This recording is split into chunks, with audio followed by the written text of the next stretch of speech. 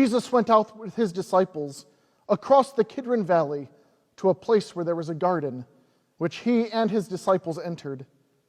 Now Judas, who betrayed him, also knew the place, because Jesus often met there with his disciples.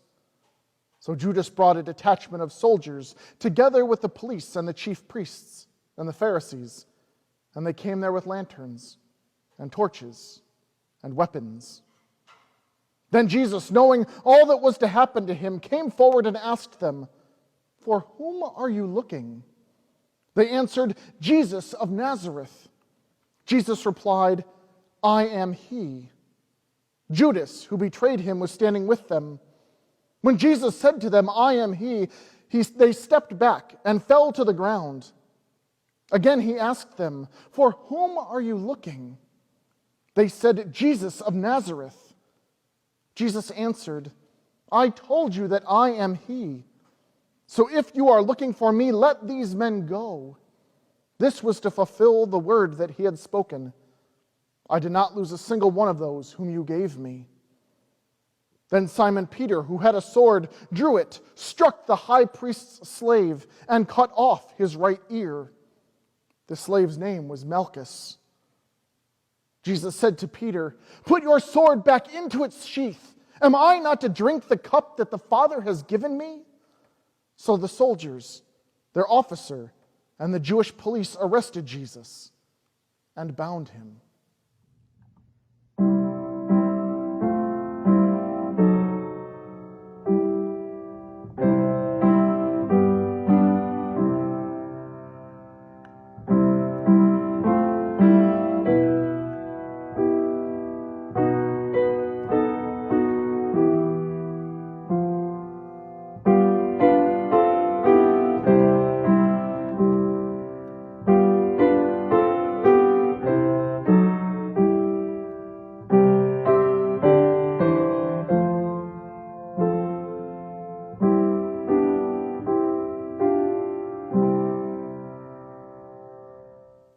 First, they took him to Annas, who was the father-in-law of Caiaphas, the high priest that year.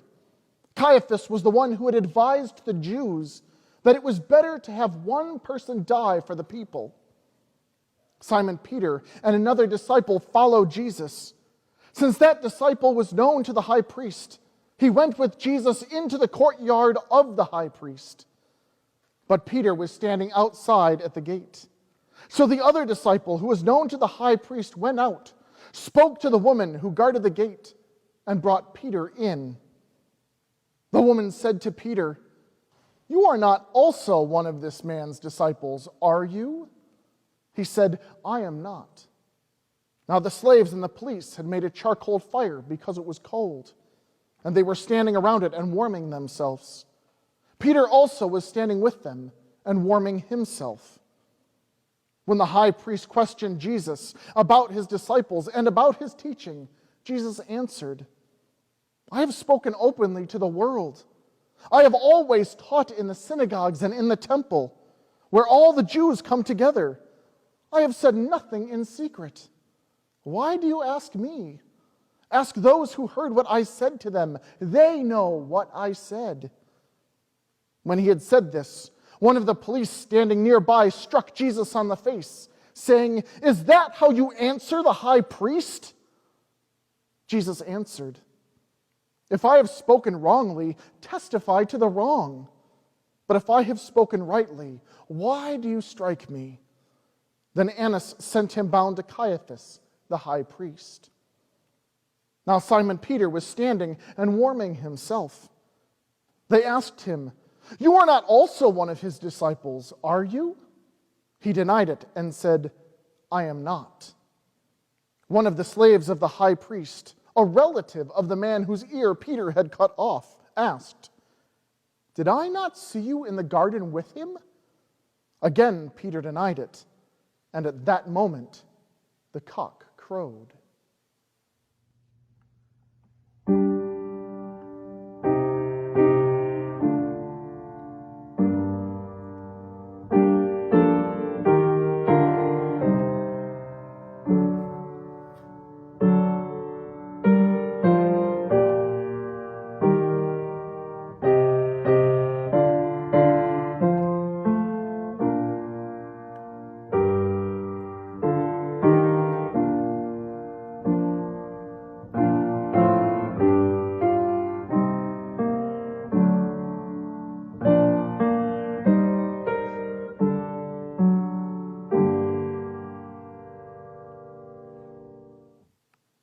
took Jesus from Caiaphas to Pilate's headquarters. It was early in the morning. They themselves did not enter the headquarters so as to avoid ritual defilement and to be able to eat the Passover. So Pilate went out to them and said, "What accusation do you bring against this man?" They answered, "If this man were not a criminal, we would not have handed him over to you." Pilate said to them, "Take him yourself and judge him according to your law." The Jews replied, "We are not permitted to put anyone to death." This was to fulfill what Jesus had said when he indicated the kind of death he was to die. Then Pilate entered the headquarters again, summoned Jesus, and asked him, "Are you the king of the Jews?" Jesus answered, "Do you ask this on your own, or did others tell you about me?" Pilate replied, "I am not a Jew, am I? Your own people and chief priests have handed you over to me. What have you done?" Jesus answered, "My kingdom is not from this world. If my kingdom were from here, my followers would be fighting to keep me from being here." Pilate asked him, "So you are a king?" Jesus answered, "You say that I am a king. For this I was born, and for this I came into the world, to testify to the truth. Everyone who belongs to the truth listens to my voice." Pilate asked him, "What is truth?" After he had said this, he went out to the Jews again and told them, "I find no case against him, but you have a custom that I release for you someone at the Passover. Do you want me to release for you the King of the Jews?" They shouted in reply, "Not this man, but Barabbas." Now Barabbas was a bandit.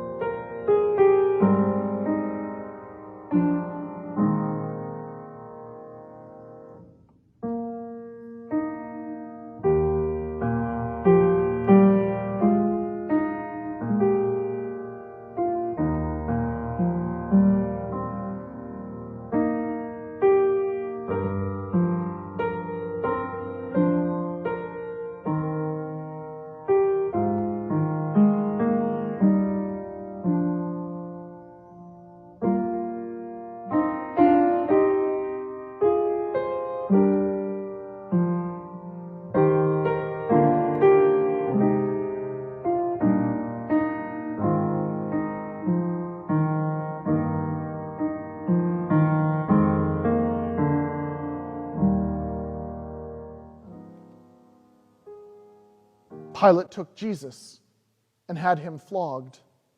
And the soldiers wove a crown of thorns and put it on his head, and they dressed him in a purple robe.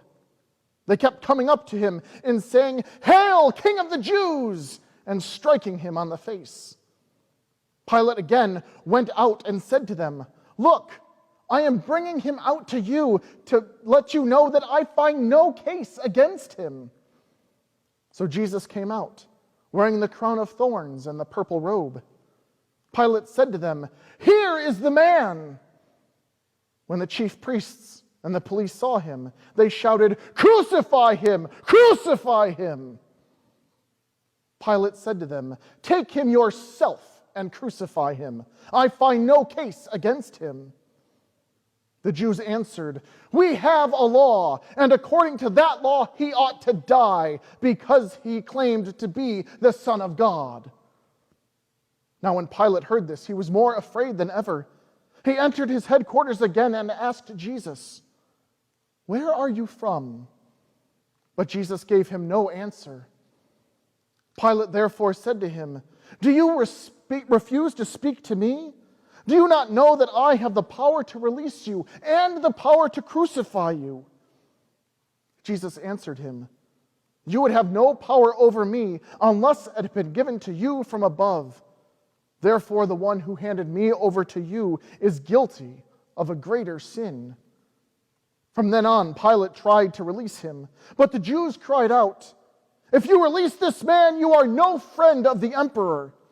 Everyone who claims to be king sets himself against the emperor." When Pilate heard these words, he brought Jesus outside and sat on the judge's bench at a place called the Stone Pavement, or in Hebrew, Gabbatha. Now it was the day of preparation for the Passover, and it was about noon. So he said to the Jews, "Here is your king." And they cried out, "Away with him! Away with him! Crucify him!" Pilate asked them, "Shall I crucify your king?" The chief priests answered, "We have no king but the emperor." Then he handed them over to him to be crucified. So they took Jesus, and carrying the cross by himself, he went out to what is called the place of the skull, or in Hebrew, Golgotha.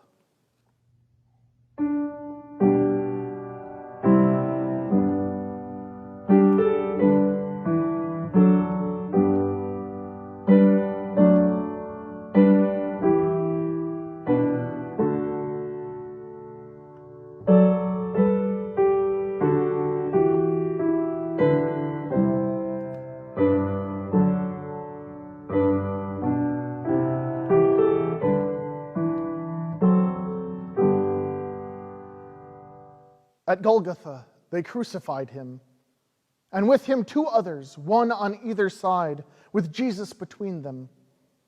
Pilate also had an inscription written and put on the cross.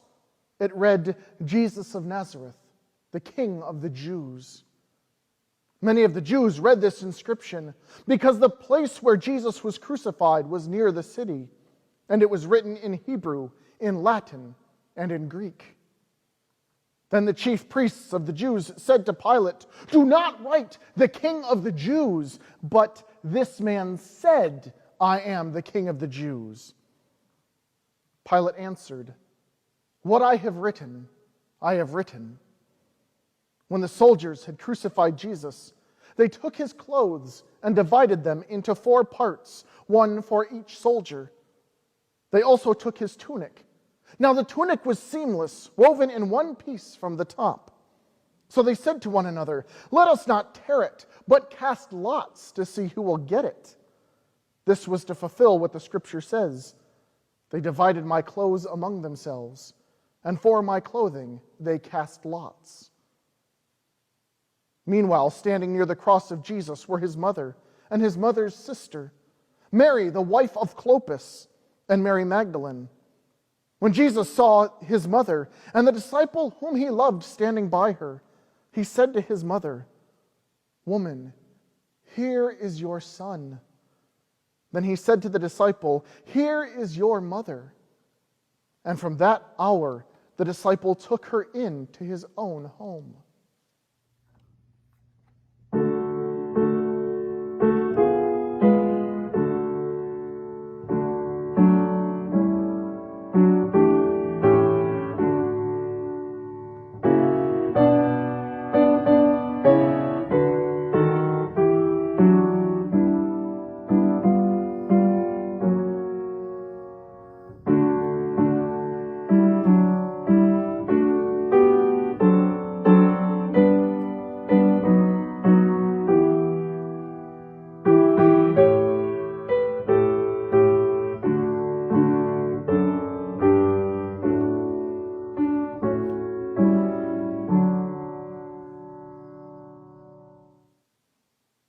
When Jesus knew that all was now finished, he said, in order to fulfill the scripture, "I am thirsty."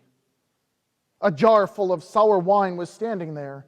So they put a sponge full of wine on a branch of hyssop and held it to his mouth. When Jesus had received the wine, he said, "It is finished." And then he bowed his head and gave up his spirit.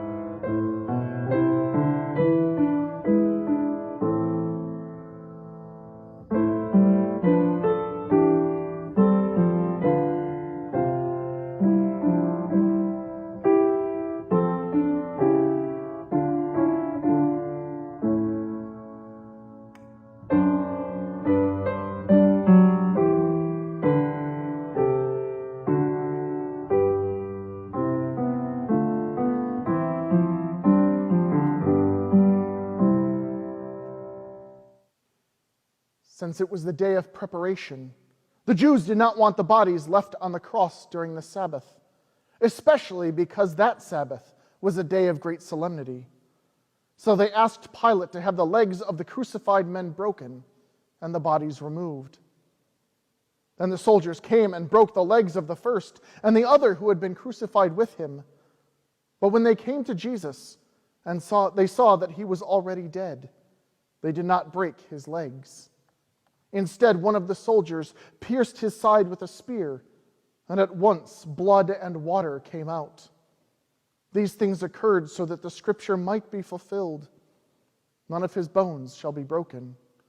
And another passage of scripture says, they will look on the one whom they have pierced. After these things, Joseph of Arimathea, who was a disciple of Jesus, though a secret one, because of his fear of the Jews, asked Pilate to let them take away the body of Jesus. Pilate gave him permission, so he came and removed his body. Nicodemus, who had first come to Jesus by night, also came, bringing a mixture of myrrh and aloes, weighing about 100 pounds.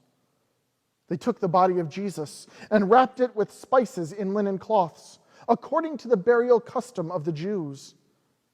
Now there was a garden in the place where he was crucified, and in that garden there was a new tomb in which no one had ever been laid. And so because it was the Jewish day of preparation, and the tomb was nearby, they laid Jesus there.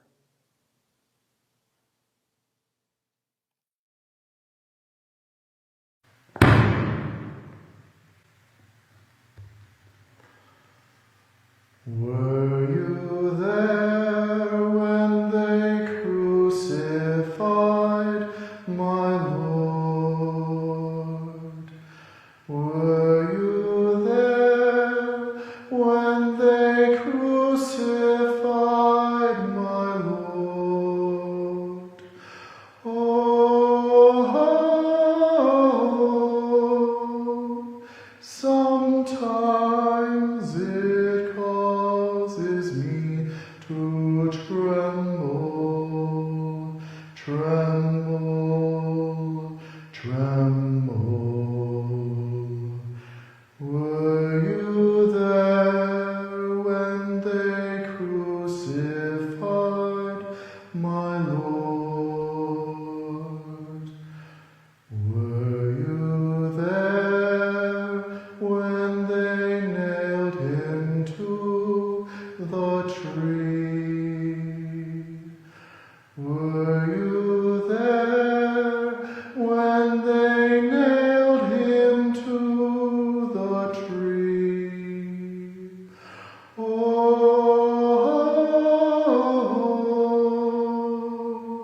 sometimes it causes me to tremble, tremble, tremble. Were you there when they nailed him to the tree? Were you there when they pierced him in the side? Were you there when they pierced him in the side? Oh, sometimes it causes me to tremble, tremble, tremble. Were you there when they pierced him in the side? Were you there when they laid him in the tomb?